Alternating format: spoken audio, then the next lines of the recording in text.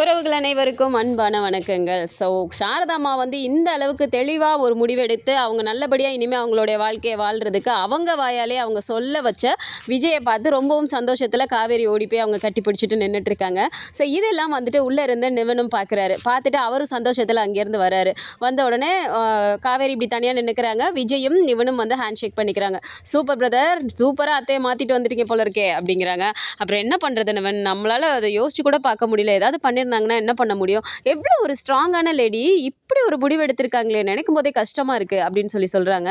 இது நானுமே எதிர்பார்க்காத ஒன்று தான் விஜய். வீட்டில் திடீர்னு கங்கா ஃபோன் பண்ணி சொன்ன உடனே என்ன பண்ணுறதுனே தெரியல. அப்படியே வேகமாக எப்படி நான் கார் ஓட்டிட்டு வந்தேனே எனக்கே தெரியல அப்படிங்கிறாங்க.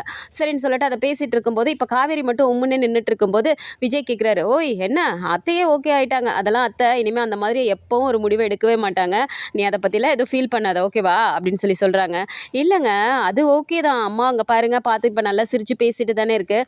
அம்மா பற்றி இனிமேல் எனக்கு கவலை இல்லை, அதான் நீங்கள் எல்லாம் சொல்லி புரிய வச்சுட்டீங்க, அம்மாவே சொல்லிடுச்சுல, நம்ம எல்லாம் பார்த்துக்கலாம், எனக்கு அது இப்போ இல்லைங்க, எனக்கு வேறு ஒரு விஷயம் மண்டக்குள்ளே ஓடிக்கிட்டே இருக்குது அப்படிங்கிறாங்க. ஆரம்பிச்சிட்டியா நீ டீப் திங்கிங்க்கு போயிடுவியே அப்படின்னு சொல்லிட்டு நிவன் சொல்கிறாரு. அப்படி இல்லை நிவன், நீங்களே யோசிச்சு பாருங்கள், நம்ம எல்லாரும் நேற்று நைட்டு தான் கொடைக்கானல்லேருந்தே இங்கே வந்தோம். வீட்டுக்கு போகும்போது இது தெரியுமா தெரியாதான்னு சொல்லிட்டு தெரிஞ்சால் திட்டுவாங்களே, நான் பயந்து வீட்டுக்குள்ளே போகிறேன். அப்போவுமே விஜய் சொன்னார், நமக்கு இதை ஷேர் பண்ண பிடிக்கலன்னா நம்ம ஷேர் பண்ண வேணாம் அப்படின்னு சொல்லிட்டு தான் உள்ளே கூட்டிகிட்டு போகிறாரு. அப்படியே கேட்டாலும் நம்ம ஏதாவது சொல்லி சமாளிச்சிக்கலாம், ரெஜிஸ்ட்ரேஷன் ஆகலைன்னு சொல்லி சமாளிச்சிக்கலான்னு சொல்லி தான் நாங்கள் உள்ளேயே போகிறோம். ஆனால் நாங்கள் போகிறதுக்கு முன்னாடியே அங்கே நியூஸ் எல்லாருக்குமே தெரிஞ்சிருக்கு.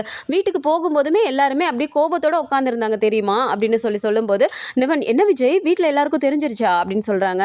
ஆமாம் நிவன், வீட்டுக்கு போன உடனே நானும் என்கிட்ட கேட்ட உடனே ஏதாவது சமாளிச்சிடலாம் அப்படின்னு சொல்லி ட்ரை பண்ணுறேன். கடைசியில் பார்த்தா அதான் இருக்காரு எங்கள் சித்தப்பா, அவர் ரொம்ப வேகமாக இல்லையே, நான் வேறு மாதிரிலாம் கேள்விப்பட்டேன் அப்படின்னு சொல்லிட்டு எல்லா விஷயத்தையும் போட்டு உடச்சிட்டாரு அப்படிங்கிறாங்க. அச்சோ பாட்டி என்ன சொன்னாங்க அப்படின்னு கேட்குறாங்க.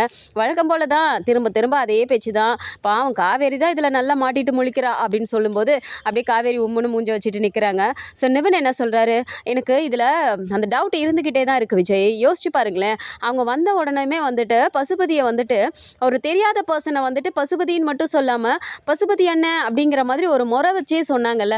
ஒரு பேச்சுவார்த்தை இல்லாமல் அவங்க கான்டாக்டில் இல்லாமல் எப்படி அவங்க அப்படி இது பண்ண முடியும்? அதுவும் இல்லாமல் வரும்போதே அந்த லோக்கல் இன்ஃப்ளூயன்ஸ் இருந்தால் மட்டும்தானே அவங்க அவ்வளோ பக்காவாக அவங்க ரெடியாகி வர முடியும். அது எப்படி அந்த பையன் ஸ்டே ஆர்டரோடு நிற்பான்? இதெல்லாம் யோசிச்சு பார்க்கும்போது நமக்கே இடிக்கல அப்படின்னு சொல்கிறாங்க. கண்டிப்பாக இது பசுபதியோட வேலை தாங்கிறது எனக்கு புரியுது. ஆனாலும் இன்னும் அவன் என்கிட்ட சிக்க மாட்டேங்கிறானே, மறைஞ்சில்ல நம்மக்கிட்ட விளையாடிட்டு இருக்கான் அப்படின்னு சொல்கிறாங்க. ஸோ நிவன் என்ன சொல்கிறாரு, இந்த டவுட் எனக்கும் இருந்துச்சு விஜய், அதனால தான் நான் அம்மா கிட்ட பேசுகிற மாதிரி பேசிட்டு பசுபதி அங்கே தான் இருக்காரா இல்லையா எங்கே இருக்காரு அப்படின்னு சொல்லிட்டு அம்மா கிட்ட விசாரித்தேன். ஆக்சுவலாக அந்த ஆள் கொடைக்கானல்லே இல்லை அப்படிங்கிறாங்க. கொடைக்கானல்லே இல்லையா, அப்புறம் இப்படி எல்லா விஷயமும் இவங்களுக்கு இங்கே தெரிஞ்சிருக்கும் அப்படின்னு சொல்கிறாங்க. உடனே விஜய் சொல்கிறாரு, காவேரி நான் அவங்கள வாட்ச் பண்ணிகிட்டே தான் இருந்தேன், அவங்க வெளியில் போய் யார்கிட்டயோ மொபைலில் காண்டாக்ட் பண்ணிக்கிட்டே தான் இருக்காங்க, ஏன் அங்கேருந்து ஃபோனில் சொல்லவே முடியாத பசுபதி கிட்ட அப்படின்னு சொல்கிறாங்க. ஸோ நிவன் என்ன சொல்கிறாரு, எனக்கு தெரிஞ்ச விஜய் என்னோட கெஸ் சரியாக இருந்துச்சுன்னா இது கண்டிப்பாக நடக்கும் அப்படின்னு சொல்லும்போது என்ன அப்படின்னு விஜய் கேட்குறாங்க. இல்லை நம்ம அவங்கள வீட்டிலேருந்து வெளியே அனுப்பிட்டு நம்ம பூட்டிட்டு நேராக இங்கே வந்துட்டோம். இப்போ பசுபதியும் அங்கே ஏரியாவில் இல்லை, கொடைக்கானல்லே இல்லை. அப்போ இங்கே இருக்க அந்த சென்னை வீட்டில் ராகினி கூட தானே இருக்கணும். அப்போது நம்மளோட கெஸ் சரியாக இருக்குது அப்படின்னா கண்டிப்பாக அந்த ஃபேமிலி பசுபதியை தேடி இந்த ஊருக்கு வருவாங்க. இங்கேருந்து கண்டிப்பாக நம்மளை ரீச் ஆகிறதுக்கு வேணால் சான்சஸ் இருக்குது. இந்த ஊருக்கு ஏன்னா ஏற்கனவே சொன்னாங்க சென்னையில் எங்களுக்கு தேடி அலையிறதுக்கு தெரியல அப்படிங்கிற மாதிரி சொன்னாங்க. இப்போ பசுபதி கூட அவங்க காண்டாக்டில் இருக்காங்க அப்படின்னா கண்டிப்பாக இங்கே சென்னைக்கு பசுபதியை தேடி அங்கேருந்து நம்மக்கிட்ட ரீச் பண்ணுறதுக்கு நிறைய வாய்ப்பு இருக்குல்ல அப்படின்னு சொல்கிறாங்க. ஸோ காவேரி இந்த இடத்துல ஒரு மாதிரி பயந்துடுறாங்க. ஐயோ திரும்பவும் அந்த குடும்பம் இங்கேயே வா, ஐயோ அவங்க முகத்தை அம்மா பார்க்கவே கூடாது, அவங்க 3 பேரையும் திரும்ப அம்மா பார்த்துச்சுன்னா திரும்பவும் இதே மாதிரி ஏதாவது பண்ணிடுச்சுன்னா என்னங்க பண்ணுறது அப்படிங்கிறாங்க. காவேரி ப்ளீஸ் நீ தேவையில்லாமல் டென்ஷன் ஆகாத, அத்தை இனிமேல் அந்த மாதிரி தப்பான முடிவெல்லாம் எடுக்க மாட்டாங்க, அதுக்காக அவங்க நம்மளை தேடி வராமலாம் இருக்க போகிறதில்ல, எப்படி இருந்தாலும் வருவாங்க, என்னோட கெஸ்ஸும் அதுதான். பட் அவங்க எப்போ வருவாங்க, எப்படி எவ்வளோ சீக்கிரம் வராங்கங்கிறது தான் நம்ம பார்க்கணும். சீக்கிரமாக அவங்க நம்மளை ரீச் பண்ணுறாங்க அப்படின்னா கண்டிப்பாக அதுக்கு பின்னாடி பசுபதி தான் இருப்பார். அவர் இல்லாமல் நமக்கு இவ்வளோ பெரிய சென்னையில் நம்மளை தேடி கண்டுபிடிக்கிறது அப்படிங்கிறது சாத்தியமே இல்லை. அவர் ஈஸியாக நம்ம அட்ரஸ் கொடுத்து நேராக நீங்கள் போங்கன்னு சொல்லிட்டு அனுப்பி வைக்கிறதுக்கும் வாய்ப்பு இருக்குது. அப்படியும் அவங்க வந்தாங்க அப்படின்னா நம்ம தான் இருக்கோம்ல, நம்ம பார்த்துக்கலாம் அப்படிங்கிறாங்க. ஏங்க நான் அதை நினச்சி பயப்படலைங்க, எதுனாலும் நம்ம பார்த்துக்கலாம், அவன் தான் ஸ்டே ஆர்டர் வேறு வாங்கி வச்சுருக்கானே, நம்ம தான் லீகலாக ஃபேஸ் பண்ணிக்கலாம்னு சொல்லிட்டோம், அதெல்லாம் நினச்சி எனக்கு பயம் பயம் இல்லை. திரும்பவும் இவங்க இங்கே வந்து பிரச்சனை பண்ணாங்கன்னு சொல்லிட்டு பாட்டிக்கு தாத்தாக்கெலாம் தெரிஞ்சதுன்னா என்ன நடக்குமோ தெரியலங்க. ஏற்கனவே பாட்டி எப்படி பேசினாங்க பார்த்தீங்களா அப்படின்னு சொல்லி கேட்கும்போது இப்போ உடனே நிவன் கேட்குறாரு, என்னாச்சு ரொம்ப திட்டாங்களா அப்படின்னு சொல்லி கேட்கும்போது, ஆமாம் நிவன் ரொம்ப தான் திட்டாங்க அப்படிங்கிறாங்க. சரி சரி விடு காவேரி, அவங்க என் மேலே இருக்க பாசத்தில் ஏதோ பேசுகிறாங்க, அதெல்லாம் நீ கேர் பண்ணிக்காத. நான் இதுக்காக தான் சொன்னேன் அங்கே போகவே வேண்டாம், நம்ம இங்கே இருக்கலாம், கொஞ்ச நாள் கழித்து போய்க்கலான்னு நான் சொன்னேன். நீ கேட்டியா? எதுவாக இருந்தாலும் என் பாட்டி தானே, நம்ம பாட்டி தானே, பேசுனா பேசட்டும்னு சொல்லி நீ தான் சொன்ன. இப்போ அவங்க பேசுகிறாங்கன்னு சொல்லி கஷ்டப்பட்டினா நான் என்ன பண்ணட்டும் சொல்லு. இப்போ நம்ம அங்கே போகலாமா இல்லை அத்தை கூட இங்கே இருந்துடலாமா அப்படின்னு சொல்லும்போது, ஐயோ வேணாங்க நான் அந்த மாதிரிலாம் சொல்லலை, நம்ம அங்கே தான் இருக்கணும், இருந்தாலும் இப்படி ஒரு பிரச்சனை வரும் நான் எதிர்பார்க்கல அப்படிங்கிறாங்க. சரி விடு, நீயும் எதிர்பார்க்கல, நம்ம யாருமே அதை எதிர்பார்க்கல, நடந்துருச்சு, அதை எப்படி ஃபேஸ் பண்ணலாம் அப்படின்னு தான் யோசிக்கணுமே தவிர நடந்து முடிஞ்சதை பற்றி யோசித்து எந்த பிரயோஜனமுமே இல்லை. எப்படி இருந்தாலும் அவங்க நம்மளை ரீச் பண்ணுறாங்க அப்படின்னா அதுக்கப்புறம் நம்ம பார்த்துக்கலாம். பட் இதுக்கு பின்னாடி பசுபதி தான் இருக்காருன்னு தெரியுது. அவர் மாட்டும்போது அவருக்கு வசமாக இருக்குது. எந்த இடத்துலையும் இது வந்து அத்தையை பாதிக்காத அளவுக்கு நம்ம ரொம்பவும் கேர்ஃபுல்லாக பார்த்துக்கணும் அப்படின்னு சொல்லிட்டு பேசிகிட்டு இருக்காங்க. ஸோ இந்த இடத்துல நிவனுக்கு ஒரு சின்ன ஐடியா தோணுது. அதை விஜய்கிட்டையும் ஷேர் பண்ணுறாரு. அது என்ன சொல்கிறாருன்னா, இது மாதிரி வந்து அம்மா வந்து சொல்லிட்டு இருந்தாங்க, பசுபதி வீட்டுக்கு வந்துட்டு ஹோம்மேட் யாராவது இருந்தால் சொல்ல சொன்னாங்க, ஏற்கனவே வந்துட்டு இருந்தவங்க நின்றுட்டாங்களாம், அந்த மாதிரி யாராவது இருந்தால் சொல்ல சொன்னாங்க. விஜய், உங்களுக்கு தெரிஞ்சவங்க யாராவது இருந்தால் சொல்லுங்கள், நம்ம அவங்கள அங்கே அனுப்பணும்னா நமக்கும் வந்துட்டு அங்கே வீட்டில் என்ன நடக்குது, ஒருவேளை இவர் மூலமாக தான் இவங்க மூவ் ஆன் ஆகுறாங்களாங்கிறத நம்ம தெரிஞ்சுக்கலாம்ல அப்படின்னு சொல்லி சொல்கிறாங்க. அதுவும் வாஸ்தவம் தான், சரி ஓகே ட்ரை பண்ணலாம் அப்படின்னு சொல்லி பேசுகிறாங்க. அதே மாதிரியே நிவன் மூலமாகவும் விஜய் மூலமாகவும் ஒரு ஹோம்மேட் வந்துட்டு அவங்க வீட்டுக்குமே போகிறாங்க. அங்கே போயிட்டு இவங்க தான் அனுப்பி வச்சாங்கங்கிறது தெரியாமல் அவங்க அம்மா கிட்ட சொல்லிவிட்டு அவங்க அம்மா மூலமாக வந்த மாதிரி அங்கே அனுப்பிடுறாங்க. இந்த விஷயம் அவங்க அம்மாவுக்குமே தெரியாமல் நிவன் ரொம்பவும் கேர்ஃபுல்லாக பார்த்துக்கிறாரு. ஸோ அங்கே போயிட்டு அவங்க எல்லாம் ஒர்க்லாம் பார்த்துட்டு இருக்கும்போது பார்த்தா இவங்க யார் கூட எல்லாம் ஃபோன் பேசுகிறாங்க அப்படிங்கிறத அடிக்கடி செக் பண்ண சொல்லியிருக்காங்க. அதே மாதிரி ஃபோன்லாம் பேசிகிட்டு இருக்கிறதெல்லாம் தெரிஞ்சிட்டு இருக்கும்போது பார்த்தா அவர் வந்துட்டு நிறைய விஷயங்கள் வந்துட்டு ரூம்குள்ளரே பேசிக்கிறாங்க அப்படிங்கிறனால வெளியில் எதுவுமே தெரியல அப்படிங்கிற மாதிரி ஃபஸ்ட் டே சொல்லிடுறாங்க. சரி திரும்ப கொஞ்சம் மைனூட்டாக வாட்ச் பண்ணுங்கள், எப்படியாவது எங்களுக்கு நியூஸ் கேதர் பண்ணி நீங்கள் சொல்லணும், அதுக்கு நீங்கள் எவ்வளோ பேமெண்ட் கேட்டாலும் நாங்கள் அதை கொடுத்துட்றோம், ரொம்ப இம்பார்ட்டண்ட்டான விஷயம் அப்படின்னு சொல்லிடுறாங்க. ஸோ மறுநாள் வந்து பார்க்கும்போது இவர் ஹாலில் உட்காந்து பசுபதி ஃபோன் பேசிகிட்டு இருக்காரு, கூடவே ராகினியும் இருக்காங்க. அப்போ வந்து கால் வரும்போது அட்டன் பண்ணிவிட்டு சொல்லுமா தங்கச்சி அப்படின்னு சொல்கிறாங்க. ஸோ அந்த மாதிரி அவங்க வந்து நாங்கள் சென்னை வந்துட்டோம், எந்த இடத்துக்கு வரணும் அப்படின்னு சொல்லி கேட்கும்போது அவர் வந்துட்டு நான் டிரைவர் அனுப்பி விட்றேம்மா நீ வந்துரு அப்படிங்கிற மாதிரி அவர் சொல்கிறாரு. ஸோ இதையுமே அவங்க வாட்ச் பண்ணுறாங்க. யார்கிட்டே பேசுகிறாங்க, டிரைவரை அனுப்பி விட்றேன்னு வர சொல்கிறாங்களே அப்படிங்கிற இன்ஃபர்மேஷனை ஆல்ரெடி இங்கே ஃபோன் பண்ணியும் சொல்லிட்டாங்க. இந்த மாதிரி வந்து இவங்க பேசிகிட்டு இருந்தாங்க அப்படின்னு சொல்லிட்டு விஜய் கிட்ட சொல்லிட்டாங்க. ஸோ இப்போ விஜயும் நிவனும் கொஞ்சம் அலர்ட் ஆகிடுறாங்க. அலர்ட் ஆகிட்டு அவங்க எப்போ ரீச் பண்ணங்குள்ளாட்டி நம்ம வந்து அங்கேருந்து நம்ம எப்படியாவது கவனிக்கணும் அப்படின்னு சொல்லிட்டு இவங்க ரெண்டு பேரும் தெரியாமல் அப்படியே போயிட்டு அந்த காம்பவுண்டுக்கு முன்னாடியே நின்றுட்டு இருக்காங்க. அவங்க தான் வராங்களா என்னென்னு பார்க்கணும் அப்படின்னு சொல்லிட்டு. ஏன்னா உள்ளே என்ன பேசினாங்க அப்படின்னாலுமே அதை வந்துட்டு நியூஸ் கேதர் பண்ணுறதுக்கு ஆல்ரெடி உள்ள ஆள் இருக்காங்க. இவங்க வர்றவங்க இவங்க கிட்ட எப்படி பழகுறாங்க, ரொம்ப தெரிஞ்சு பழகுறவங்களா இல்லை தெரியாமல் ஃபஸ்ட் டைம் மீட் பண்ணுறவங்களா இருந்தால் எப்படி பண்ணுவாங்கன்னு தெரியும்ல. ஸோ அந்த மாதிரி பண்ணுறாங்களாங்கிறத நம்ம கவனிக்கணும் அப்படின்னு சொல்லிட்டு முன்னாடியே போய் அங்கே நிற்கிறாங்க. காரில் அவங்க தெரியாமல் நிற்கும்போது கரெக்டாக இவங்க கார் வந்து உள்ளே போகுது. இவங்க இறங்கினவங்க கிருஷ்ணா போயிட்டு வேகமாக பசுபதியை வந்து ஹக் பண்ணிக்கிறாங்க. ஸோ ரெண்டு பேருமே ஹக் பண்ணிவிட்டு அவரும் தோல் எல்லாம் தட்டி கொடுத்து இவங்களுக்குலாம் ஹேண்ட் ஷேக் பண்ணி உள்ளார வந்துட்டு வாங்க அப்படின்னு சொல்லிட்டு உள்ளார கூட்டிகிட்டு போயிடுறாங்க. இதை பார்க்கும்போதுமே நிவனுக்கும் விஜய்க்கும் செம்ம கடுப்பாகுது.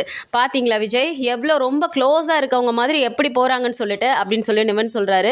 அதுக்குமே விஜய் சொல்கிறாரு, எனக்கு என்னவோ இவங்க வந்து புதுசாக இங்கே வர மாதிரிலாம் தெரியல, ஏற்கனவே பழக்கமாக இருக்க மாதிரி தான் தெரியுது பார்க்கும்போது, இல்லைனா எப்படி இவங்க இவ்வளோ க்ளோஸாக பேசிக்க முடியும் அப்படின்னு சொல்கிறாங்க. கரெக்ட் தானே விஜய், செக் பண்ணுவோம், உள்ளார என்ன பேசிக்கிறாங்கன்னு நம்ம வந்துட்டு கவனிக்கணும் அப்படின்னு சொல்லிட்டு இப்போ உள்ளார இருக்க அந்த ஹோம்மேட் லேடிக்கு ஃபோன் பண்ணி என்ன சொல்லிடுறாங்கன்னா, இது மாதிரி அவங்க வந்திருக்கவங்க வந்துட்டு என்ன பேசிக்கிறாங்க அப்படிங்கிறத முக்கியமானது ஏதாவது அவங்க பேசுவாங்க, அதனால் தயவு செஞ்சு ரெக்கார்ட் பண்ணுங்க, இல்லை அவங்க பேசுகிறத ஏதாவது ஃபோட்டோஸ் எடுத்து எங்களுக்கு ஷேர் பண்ணிடுங்க அப்படின்னு சொல்லிடுறாங்க. அதே மாதிரி இவங்க உள்ளார போனோடனே உட்காந்து அவங்கள வந்துட்டு ராகினியாக இருக்கட்டும் எல்லாருமே வந்துட்டு ரொம்ப ஜாலியாக சிரித்து பேசிக்கிறது எல்லாத்தையுமே அவங்க வந்து ஃபோட்டோஸ் எடுத்துடுறாங்க. அதுக்கப்புறமா அவங்க பேசும்போது எப்படியோ ஒரு வழியாக இங்கே வந்து சேர்ந்துட்டோம், அவங்க அட்ரஸ் மட்டும் கொடுங்க நாங்கள் அங்கே போய் பார்க்குறோம் அப்படின்னு சொல்லும்போது இப்போ பசுபதி என்ன சொல்கிறாரு, நீ தேடி இப்போ போகிறது வந்துட்டு நேராக அங்கே வந்து சாரதா வீட்டுக்கு நீ போக வேண்டாம், அங்கே போனீன்னா அந்த பொம்பளை அங்கே கத்துன்னு கத்தி உன்னை வந்து அனுப்பி வச்சிரும், இதுக்கு வந்து உனக்கு ஒரு முடிவே கிடைக்காது, அதனால இப்போ நீ நேராக விஜய் வீட்டுக்கு போ, அங்கே போனீன்னா தான் அங்கே அவங்க தாத்தா பாட்டி சித்தப்பா சித்தின்னு எல்லாருமே இருக்காங்க, அந்த இடத்துல வந்து அந்த குடும்பத்தை நீ அவமானப்படுத்தணும், அங்கே போயிட்டு நீ பேசுனீன்னா தான் உனக்கு வந்து இது ஒரு முடிவுக்கு வரும், அதனால நீங்கள் நேராக அங்கே போங்க அப்படின்னு சொல்லிட்டு இவர் சொல்கிறாரு. அதையுமே இவங்க வந்து வீடியோ ரெக்கார்ட் பண்ணி எடுத்துக்கிறாங்க. ஸோ கூடவே பசுபதி என்ன சொல்கிறாரு, நீ போய் அங்கே என்ன பேசினாலும் விஜய் வந்து கண்டிப்பாக ஒத்துக்க மாட்டான், அதெல்லாம் முடியாதுங்கிற மாதிரி அவன் மாமியாருக்கு தான் அவன் சப்போர்ட் பண்ணி பேசுவான். ஆனால் நீ என்ன சொல்லணும், நாங்கள் தான் வந்துட்டு கத்தாரில் வந்து நாங்கள் தான் ஒரே ஃபேமிலின்னு எல்லாருக்கும் தெரியும், நீங்கள் தான் செகண்ட் ஃபேமிலின்னு நீ அடித்து பேசணும். 25 வருஷம் தான் உனக்கு ஆகுதுன்னு சொல்லி அவங்க பேசினாலும், இல்லை கத்தாரை பொறுத்த வரைக்கும் நாங்கள் தான் வந்துட்டு ஃபஸ்ட்டு ஒய்ஃபு, நீங்கள் ஒரு குடும்பம் இருக்கதே அங்கே யாருக்குமே தெரியாது, அதனால் எங்களுக்கு தான் முழு ரைட்ஸ் இருக்குன்னு சொல்லிட்டு நீங்கள் எல்லாருமே அடித்து பேசணும், இல்லைனா அந்த குடும்பத்துக்கிட்ட இருந்து உன்னால் ₹1 கூட வாங்க முடியாது. அப்படியே சாரதா கொடுக்குறேன்னு சொன்னாலும் விஜய் இருக்கானே அவன் சுத்தமாக ஒன்றுமே கொடுக்க விட மாட்டான்.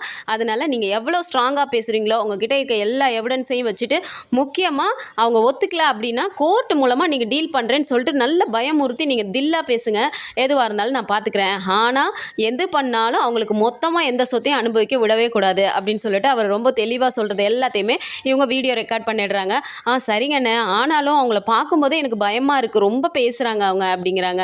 ஐயய்ய அதெல்லாம் சும்மா வாய் உதாறு தான், ரொம்ப போய் பயந்துக்கிட்டு பக்கத்தில் போய் ஒரு அடி அடிக்கிற மாதிரி போனாலே அது பயந்துரும், அது மாதிரிலாம் நான் நிறைய வாட்டி பார்த்துட்டேம்மா, அப்படியெல்லாம் ஒன்றும் பெரிய ஆளெல்லாம் இல்லை, நீ சும்மா தில்லா பேசு, நீ ஏன் பயந்து பயந்து பேசுகிற, நீயும் சந்தானத்துக்கு பொண்டாட்டி தானே, நீயும் 2 பிள்ளைய பெற்று வச்சிருக்கீல்ல, உன் பிள்ளைங்களுக்கு கிடைக்க வேணாமா, பார்த்தா அதுக்கு சிங்கக்குட்டியவே நீ வச்சிருக்க, அது என்ன வெறும் 4 பொம்பளை பிள்ளைங்க தான், அதனால் நீ ரொம்ப தில்லா போய் பேசு, என்ன கிருஷ்ணா நீ போய் பேச மாட்டியா அப்படிங்கும்போது, அதுக்கு என்ன அங்கிள் நான் பேசிக்கிட்டு தான் இருக்கேன், இதோ அம்மா தான் இருந்துட்டு சும்மா இரு கிருஷ்ணா சும்மா இரு கிருஷ்ணா, நம்ம சண்டை போட வரல, பிரச்சனை பண்ண வரல அப்படின்னு சொல்லிட்டு என்னை இவங்க தான் அமைதியாக இருக்க சொல்லிட்டே இருக்காங்க அப்படின்னு சொல்லும்போது, இப்போது பசுபதி சொல்கிறாரு, என்னம்மா தங்கச்சி நீ இப்படியெல்லாம் இருந்தீங்கன்னா இந்த காலத்தில் உன்னால் அந்த சொத்தெல்லாம் வாங்க முடியாதுமா, எவ்வளோ நீ சண்டை போட்டு நீ வாங்குறியோ, எந்த அளவுக்கு உன்னால் பேச முடியுமோ, உன் உரிமை எதுக்காகம்மா நீ விட்டு கொடுக்குற அப்படிங்கிற மாதிரி இன்னும் அவங்க வந்துட்டு ரொம்பவும் அப்படி போய் பேசுகிறதுக்கு ரொம்பவும் ஏற்றி விட்டுட்டே இருக்காரு. இதை கேட்கும்போது முத்துமலருக்கு வந்துட்டு அவங்களோட சுவாபமே அமைதியாக தானா என்னவோ தெரியல, ஆனால் அவங்க வந்துட்டு இருந்தாலும் எனக்கு ஒரு மாதிரியே தானா இருக்குது, இருந்தாலும் நீங்கள் சொல்கிற மாதிரி நான் போய் பேசி பார்க்குறேன் அப்படின்னு சொல்லிட்டு முத்துமலர் சொல்லிடுறாங்க. அதே மாதிரி வீட்டுக்கு வந்ததுக்கப்புறமா விஜய் வந்துட்டு எல்லாத்தையுமே காவேரி கிட்ட சொல்லிடுறாரு, கண்டிப்பாக நாளைக்கு இந்த குடும்பம் நம்மளை தேடி வரும் காவேரி, ஆல்ரெடி சென்னை ரீச் ஆகிட்டாங்க அப்படின்னு சொல்லும்போது, நிஜமா வாங்க அப்படிங்கிறாங்க. ஆமாம், ஆனால் வரும்போது நம்ம எல்லாத்துக்குமே ஃபேஸ் பண்ணுறதுக்கு ரெடியாக இருக்கணும், இங்கே பார்த்தியா நானும் நிவனும் என்னென்னலாம் பண்ணியிருக்கோன்னு சொல்லிட்டு எல்லாத்தையும் காவேரி கிட்ட கொடுக்கும்போது காவேரியோட ஃபோன்லையும் ஷேர் பண்ணிடுறாங்க. ஸோ அதெல்லாம் பார்க்கும்போது காவேரிக்கே ஷாக்கிங்காக இருக்குது, பார்த்தீங்களாங்க இந்த பசுபதி என்னென்ன வேலையெல்லாம் பார்த்துட்டு இருக்கான்னு, நம்ம குடும்பத்து பிரச்சனைக்குள்ளே இவன் எதுக்குங்க சம்மந்தமே இல்லாமல் வரான் அப்படின்னு சொல்லும்போது, சரி விடு காவேரி, நம்மளை வந்துட்டு அவன் வந்து இப்படியே கொழுந்து விட்டு நம்ம எரிஞ்சிட்டே இருக்கணும், அவர் வந்து அதில் வந்து அப்படியே குளிர் காயணும்னு நினைக்கிறாரு, அதுக்கு நான் விட்டுருவேன், நான் பார்த்துக்கிறேன் விடு அப்படிங்கிற மாதிரி விஜய் சமாதானப்படுத்தி அன்னைக்கு நைட்டு போயிடுது. மறுநாள் காலையில் எப்படா விடியும்னு பார்த்துட்டு இருந்த மாதிரி 8-8:30 மணிக்கெலாம் கரெக்டாக வீட்டு வாசலுக்கு வந்து அவங்க நின்றுறாங்க. ஸோ வந்திருக்கவங்கள பார்த்தோன்னே பாட்டிக்கு வந்துட்டு ஒரு மாதிரியே இருக்குது, அவங்க கடுப்புலையும் வெறுப்புலையும் அப்படியே காவேரியை பார்த்து முறைக்கிறாங்க. காவேரி அப்படியே அமைதியாக நிற்கும்போது விஜய் கிட்டே சொல்கிறாங்க, இன்னும் என்னென்ன கொடுமையெல்லாம் நான் பார்க்கணுன்னு இருக்கோ தெரியல விஜய், இந்த வீடு எப்படி இருந்த வீடு, எப்படி இருந்த குடும்பம், இதில் வந்துட்டு இந்த மாதிரி பிரச்சனையெல்லாம் ஃபேஸ் பண்ணணும்னு ஏதாவது இருக்கா, எனக்கு இதெல்லாம் பார்க்குறதுக்கே கடுப்பாக இருக்குது அப்படின்னு சொல்லிட்டு என்னத்தை சொல்கிறதோ எனக்கு தெரியல, எல்லாம் ஒன்றால் வருது அப்படின்னு சொல்லிட்டு அவங்க பாட்டுக்கு உள்ளே போயிடுறாங்க. ஸோ விஜய் வந்து எப்படியுமே அவங்க அப்படி பேசுகிறதானே, இது எதிர்பார்த்த ஒன்று தானே அப்படின்னு சொல்லிட்டு அமைதியாகவே நிற்கிறாரு. ஸோ தாத்தா என்ன சொல்கிறாரு, என்னப்பா விஜய் இங்கேயே தேடி வந்துட்டாங்க அவங்க அப்படின்னு சொல்லும்போது, ஆமாம் தாத்தா நான் எதிர்பார்த்தது தான், ஆனால் வந்துட்டாங்க, வந்தவங்க நேராக அங்கே போயிடுவாங்கன்னு நினச்சேன், ஆனால் இங்கே வந்திருக்காங்க, அதில் தான் ஒரு ட்விஸ்ட் இருக்குன்னு நினைக்கிறேன் அப்படின்னு சொல்கிறாங்க. உடனே கிருஷ்ணா இருந்துட்டு, இங்கே பாருங்கள் நாங்கள் உங்ககிட்ட பிரச்சனை பண்ணுறதுக்குலாம் வரலை, நீங்கள் என்னை வந்துட்டு அங்கேயே வீட்டை விட்டு வெளியே தள்ளி நீங்கள் கதவை சாத்திட்டு வந்துட்டீங்க, எங்களுக்கு வேறு சோர்ஸ் வேண்டாமா, நீங்கள் எங்கே போனாலும் உங்களை நாங்கள் தேடி வந்து தான் ஆகும், எங்களுக்கானதை நீங்கள் கொடுக்குற வரைக்கும் நாங்கள் இங்கேருந்து எங்கேயும் போக மாட்டோம் அப்படின்னு சொல்கிறாங்க. அது எப்படிப்பா நீங்கள் எங்கே உட்காந்துட்டு இருந்து அது எப்படி சரியாகும், இது எங்கள் வீடுப்பா அப்படின்னு சொல்லி தாத்தா சொல்கிறாரு. சரி அப்போ அவங்கள வர சொல்லுங்கள், அவங்க எங்கே இருக்காங்கன்னு எனக்கு தெரியல, அவங்கள வர சொல்லுங்கள், அவங்க கிட்ட பேசி நாங்கள் முடிவு பண்ணிக்கிறோம் அப்படின்னு சொல்லிட்டு இதில் வரைக்கும் நாங்கள் எந்திரிக்கவே மாட்டோம் அவங்க வர வரைக்கும் அப்படின்னு சொல்லி உட்காந்துக்கிறாங்க. ஸோ விஜய் எவ்வளோ சொல்லி அவங்க எந்திரிக்கல அப்படிங்கும்போது பாட்டியும் ஒரு சைடு இப்படி கத்திட்டே இருக்காங்களேங்கிறக்கா வேறு வழி இல்லாமல் காவேரியை ஃபோன் பண்ணி சொல்லிடுறாங்க. அதே மாதிரி சாரதாம்மா பாட்டி கங்கா 3 பேருமே இங்கே வந்துடுறாங்க. கங்கா ஆல்ரெடி அவங்களுக்கு ஃபோன் பண்ணி சொன்னனால நிவனும் யமுனாவும் கூட வந்துடுறாங்க. ஸோ பார்த்த உடனே கோவம் வருது அப்படிங்கிறனால அவங்க போய் கத்தி பேசுகிறாங்க. சாரதாம்மா எங்களை நிம்மதியாகவே இருக்க விட மாட்டிங்களா, போகிற இடம்லாம் ஏன் இப்படி வந்து எங்களை தொல்லை பண்ணுறீங்க அப்படின்னு சொல்லி கேட்குறாங்க. உடனே இந்த பையன் இருந்துட்டு, இங்கே பாருங்கள் நீங்கள் எங்களுக்கு சேர வேண்டியதை கொடுத்துட்டீங்கன்னா நாங்கள் எதுக்கு இப்படி உங்கள் பின்னாடியே சுற்ற போகிறோம், எங்களுக்கு தேவையானதை நீங்கள் பிரித்து கொடுத்துட்டு நீங்கள் எங்கே வேணால் போங்க, நாங்கள் எங்கள் வேலையை பார்ப்போம்ல அப்படிங்கிறாங்க. ஏய் உனக்கு எத்தனை வாட்டிடா சொல்கிறது, உனக்கு வந்து என்னோடதுலேருந்து இம்மி அளவு கூட நான் கொடுக்க மாட்டேன் அப்படின்னு சொல்லி பேசிகிட்டு இருக்காங்க. ஸோ இவங்க எந்த அளவுக்கு பேசணுமோ பேசட்டும் அப்படின்னு சொல்லிட்டு விஜயும் வெயிட் பண்ணிட்டு நின்றுட்டு இருக்காரு. ஸோ இப்படியே 2 பேரும் மாற்றி மாற்றி பேசிகிட்டு இருக்கும்போது இவர் வந்துட்டு கரெக்டாக அந்த நான் லீகலாக வந்துட்டு எல்லாமே நான் பண்ண போகிறேன், நான் கோர்ட்டு கேஸுன்னு தான் போக போகிறேன் உங்களை அப்படி இப்படிலாம் பண்ணி பேசும்போது இப்போ விஜய் போய் சொல்கிறாரு, இங்கே பாருப்பா நீ என்ன வேணால் பண்ணு, நீ வந்து ஸ்டே ஆர்டர் வாங்கி வச்சுருந்தேன், அதனால நாங்கள் ரிஜிஸ்ட்ரேஷன் பண்ணாமல் நாங்கள் கிளம்பி வந்துட்டோம். அது உனக்கு கொடுத்த மரியாதைன்னு நீ நினச்சாலும் சரி, நினைக்கலான்னு சரி. அடுத்ததா இப்போ நீ வந்து சொல்லிட்டு இருக்கீல்ல, எங்களுக்கு வந்து இதை பிரித்து கொடுத்தா தான் நாங்கள் இது பண்ண முடியும், அதை பண்ண முடியும்னு சொல்லிட்டு, நீ போய் என்ன வேணால் பண்ணு. ஆனால் நீ வந்து நீயா வந்து பண்ணாமல் யாரோ சொல்லி கொடுத்து அவங்க சொல்லி கொடுத்த மாதிரி தான் நீ வந்து இதெல்லாம் பேசிகிட்டு இருக்கிறதெல்லாம் நல்லாவே இல்லை அப்படிங்கிறாங்க. என்னங்க பேசிகிட்டு இருக்கீங்க? நாங்கள் யார் கொடுத்து யார் சொல்லி கொடுத்து நாங்கள் வந்து பேசிகிட்டு இருக்கோம், அப்படிலாம் இல்லையே அப்படிங்கிறாங்க. எனக்கு எல்லாமே தெரியும் தம்பி, எங்ககிட்ட எல்லா ப்ரூஃபும் இருக்குது. நீ எப்படி உன்கிட்ட ப்ரூஃப் இருக்குன்னு சொல்லிட்டு நீ எல்லாமே காட்டுறியோ அதே மாதிரி எங்ககிட்டயும் ப்ரூஃப் இருக்குது அப்படின்னு சொல்லிட்டு மொபைலில் அவங்க நாள் பேசினது எல்லாத்தையுமே எடுத்து காட்டுறாங்க. இதை கேட்கும்போது அப்படியே பார்த்துட்டு அப்படியே கிருஷ்ணாக்கு ஒரு மாதிரி ஆகுது. என்ன நான் போய் இப்போ கேஸ் கொடுக்கவா உன் மேலே? நீ வந்துட்டு இன்னொருத்தரோட தூண்டுதல் பேரில் தான் இப்படி வந்து நீ பண்ணிட்டு இருக்க, நான் போயிட்டு சொன்னேன்னு வச்சுக்கோ, உனக்கும் அந்த பசுபதிக்கும் சேர்த்து கேஸ் ஃபைல் ஆயிரும் அப்படின்னு சொல்லிட்டு இப்போ பசுபதியோட பற்றி இவர் வந்து மிரட்ட ஆரம்பிச்சிடுறாரு விஜய். யார் சொல்லி கொடுத்தா என்னங்க, இதுக்கெல்லாம் போய் நீங்கள் கோர்ட்டு கேஸுன்னு அலைவீங்களா? நான் வந்துட்டு இங்கே எனக்கு யாரையுமே தெரியாது, எங்கள் அப்பாவோட ஃப்ரெண்ட் அவர் எங்களுக்கு சொன்னார், நாங்கள் வந்தோம், இதில் என்ன இருக்குது அப்படின்னு சொல்லி அந்த பையன் கேட்குறான். உங்கள் அப்பாவோட ஃப்ரெண்டு அதே ஃப்ரெண்டு தான் இவ்வளோ பெரிய பிரச்சனையை வந்து இந்த வீட்டே வந்துட்டு உங்கள் அப்பா கடன் வாங்கியிருக்காருன்னு சொல்லி மொத்தத்தையும் அவர் அவ்வளோ பெரிய வேலை பார்த்து வச்சுருந்தாரு, அது தெரியுமா உனக்கு? அது இவ்வளோ நாள் வந்து அந்த வீட்டு டாக்குமெண்ட்டே அவர்கிட்ட தான் இருந்துச்சு, அதையே நாங்கள் போராடி தான் மீட்டு வச்சுருக்கோம். இதெல்லாம் தெரியாமல் நீ அவர் கூட சேர்ந்துட்டு வந்து பேசிகிட்டு இருந்தீங்கன்னா மொத்தமாக அது எங்களுக்கு வந்துட்டு அப்படியே அவர் எதிரி, நீ எதிரி கூட சேர்ந்துட்டு வந்தீங்கன்னா உனக்கு வந்து நாங்கள் சப்போர்ட் பண்ணிட்டு எல்லாமே பண்ணுவோம்னு நீ நினச்சிட்டு இருக்கியா அப்படின்னு சொல்லிட்டு இங்கிட்டு சாரதாம்மா விஜய் எல்லாருமே மாற்றி மாற்றி பேசிகிட்டு இருக்காங்க. இந்த இடத்துல முத்துமலருக்கு ஒரு விஷயம் மட்டும் புரியுது. அப்போ நம்ம தெரியாத ஊரில் பசுபதி நம்பி நம்ம போனதுக்கு அந்த ஆள் நம்மளை வச்சு கேம் விளையாடுறாரோ அப்படிங்கிற மாதிரி அவங்க ஒரு இடத்துல புரிஞ்சுக்கிறாங்க. ஸோ விஜய் வந்து கிளியராக சொல்லிடுறாரு, இங்கே பாருங்கள், நீங்கள் வந்து எங்களுக்கு வந்து இந்த மாதிரி மென்டல் டார்ச்சர்லாம் கொடுத்துட்டு இருக்கக்கூடாது. உங்களுக்கு வந்து நீங்கள் வந்து ஸ்டே ஆர்டர் வாங்கி வச்சுட்டீங்க, இல்லை இதுக்கு மேலே நீங்கள் லீகலாக போய் பண்ணுறீங்கன்னா தயவு செஞ்சு போய் பண்ணுங்கள், நாங்களும் எங்களால் முடிஞ்சதை நாங்கள் பார்த்துக்குறோம். சட்டப்படி பார்த்தோன்னா நீங்கள் வந்து செகண்ட் ஒய்ஃப் தான், உங்களுக்கு வந்து எல்லாமே கொடுக்கணும் அப்படிங்கிறது எந்த இதுலேயுமே இல்லை. ப்ராப்பராக வந்துட்டு எங்கள் அத்தையை டிவோர்ஸ் பண்ணிட்டுலாம் ஒன்றும் அவர் பண்ணலை, அதனால் உங்களால் முடிஞ்சதை நீங்கள் பார்த்துக்கோங்கிற மாதிரி விஜயம் சொல்லிடுறாரு. ஸோ எப்படி போகுதுங்கிறத நம்ம பொறுத்திருந்து பார்க்கலாம். இதை பற்றி நம்ம ஒரு அப்டேட்ஸ் தெரிஞ்சுக்கிறதுக்கு நம்மளோட சேனலையும் சப்ஸ்கிரைப் பண்ணிக்கோங்க. வீடியோ பிடிச்சிருக்கு அப்படின்னா சின்னதாக லைக்கை மட்டும் கொடுத்துருங்க. தேங்க்ஸ் ஃபார் வாட்சிங்.